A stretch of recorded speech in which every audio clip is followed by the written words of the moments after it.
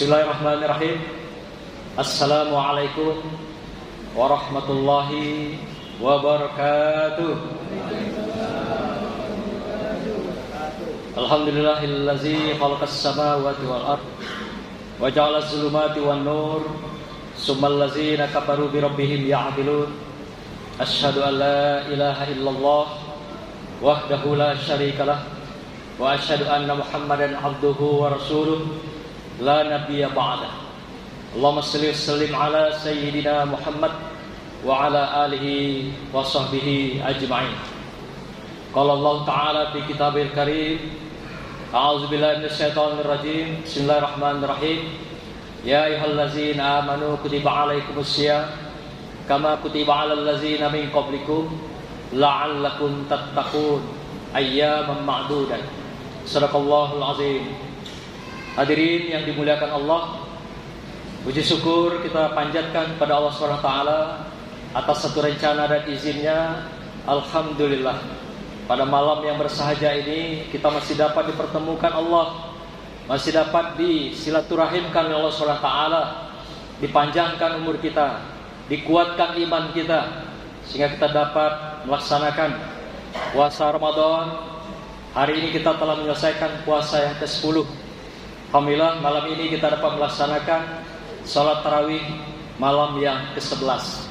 Semoga segalanya berjalan sesuai dengan rencana, dan apa yang kita harapkan adalah mendapatkan ridho berkah Allah, mendapatkan keampunan Allah, dan juga pada akhirnya kita mendapatkan la'allakum tattaqun. Seiring dan itu, mari kita sampaikan, kita panjatkan salawat dan salam kepada Rasulullah, junjungan kita semua dan junjungan alam, yang telah memberikan syafaatnya kepada kita, dan kelak juga kita akan meminta syafaat itu kembali pada Rasulullah SAW. Dengan kita senantiasa bersyukur, bersolawat kepada beliau, insya Allah nanti pada saat tidak ada pertolongan di akhirat, kita diberikan pertolongan oleh Rasulullah SAW sebagai kecintaannya kepada kita semua, umatnya, umat terakhir yang umat dirindukan oleh semua umat, semua nabi dan rasul di dalam kehidupan. Para nabi pun pernah menyatakan diri, ya Allah, biarlah kami tidak menjadi nabi dan rasul, asalkan kami menjadikan umatnya Muhammad SAW. Subhanallah. Beginilah pernyataan nabi kepada Allah SWT, ingin menjadi umat Muhammad Rasulullah SAW. Maka itu bersyukurlah kita, berbahagialah kita menjadi umatnya Rasulullah Sallallahu Alaihi Wasallam. Hadirin berbahagia, kita patut bersyukur yang kedua, karena kita masih diundang oleh Allah pada malam hari ini dengan juga telah menyelesaikan puasa kita, di mana puasa ini telah berlangsung tentu saja bagi kita puluhan tahun. Ada yang telah 20-an tahun, 30-an tahun, bahkan sudah ada yang 70-an tahun. Kita menikmati puasa Ramadan, kita menikmati panggilan Allah, ya ayyuhallazina amanu, panggilan istimewa. Dan panggilan ini adalah panggilan-panggilan khusus, bukan dipanggil hanya orang Islam, tapi dipanggil adalah ya ayyuhallazina amanu, orang yang beriman. Artinya orang yang sudah satu tingkat lebih nilainya, yaitu sebagai umat Islam. Karena kalau hanya dipanggil umat Islam, banyak sekali hari ini Islam yang menamakan dirinya Islam, tapi Islamnya KTP, Islamnya hanya simbol.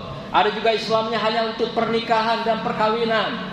Setelah nikah dan kawin, kembali lagi ke asalnya. Maka itu dalam puasa ini spesial. Kita dipanggil oleh Allah adalah orang-orang yang beriman. Ini syarat utama dulu. Kata Rasulullah, orang yang bisa menunaikan puasa Ramadan dan memperoleh la'allakum tattaqun. Jadi kalau hanya Islam saja bagaimana? Kalau Islam saja, dia baru menunaikan syahadatnya, baru menyelesaikan kewajiban perjanjiannya pada Allah Subhanahu wa ta'ala. Tapi dengan iman, artinya kata Rasulullah, al-imanu aqdun bil qalbi wa iqrarun bil lisan wa amalun bil arkan.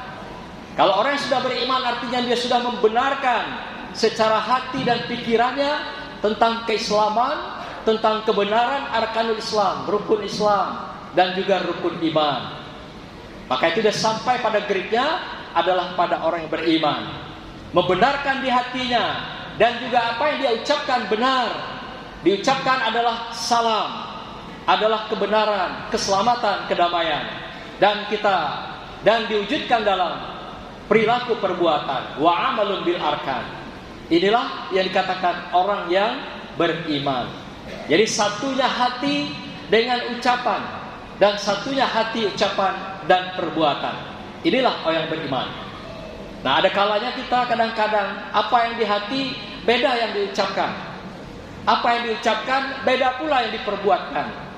Inilah kita melihat pemandangan hari ini di dalam kehidupan kita, masyarakat kita, kebangsaan kita.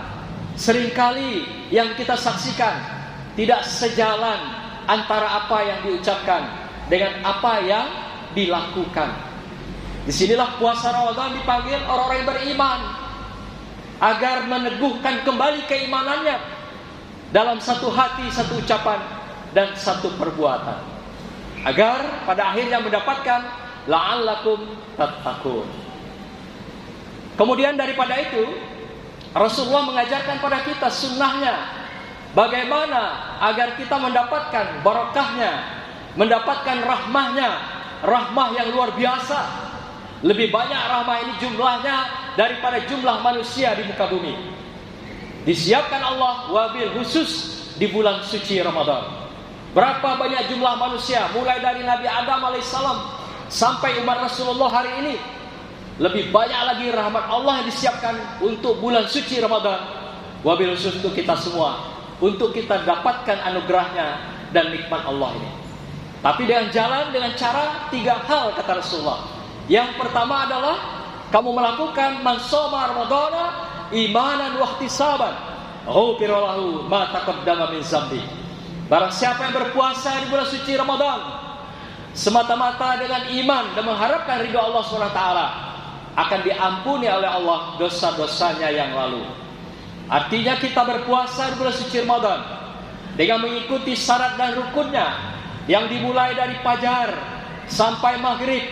Inilah aturan protap yang diberikan pada kita semua, dengan menjaga hal-hal yang sunnah, dengan menghindari hal-hal yang mubah. Agar apa? Agar puasa yang kita lakukan tidak sia-sia. Karena banyak kata Rasulullah yang berpuasa sia-sia saja berlalu pada hari itu. Kamin shaimin laisa lahu min siyamihi ilal ju' wal atas. Betapa banyak kamu yang berpuasa tapi tidak mendapatkan apa-apa dari puasanya itu kecuali hanya lapar dan dahaga. Kenapa itu? Karena dia berpuasa tapi tidak meninggalkan ghibah. Kalau tiap hari main HP, mulai subuh ya, nerima forward lagi pada yang lain. Mendingan kalau di forward itu adalah hal-hal yang pesannya akhlakul karimah. Tapi kalau pesannya berupa fitnah, nah maka dia menjadi dosa jariah bagi kita semua. Jadi dalam amal juga ada amal jariah, dan dosa pun ada dosa jariah. Jadi kerja kita posting tiap hari melalui media sosial yang belum tentu beritanya itu benar, tapi mungkin hoax, kita termasuk menyalurkan, yaitu dosa-dosa jariah. Inilah yang dikhawatirkan oleh Rasulullah ketika kita berpuasa. Maka jagalah sunnah-sunnahnya, peliharalah berbagai mubah-mubahnya. Agar apa? Agar kita menjalani puasa hari itu tidak sia-sia. Yang kedua kata Rasulullah, man qama Ramadan imanan wa ihtisaban, ghufira lahu ma taqaddama min dzambi.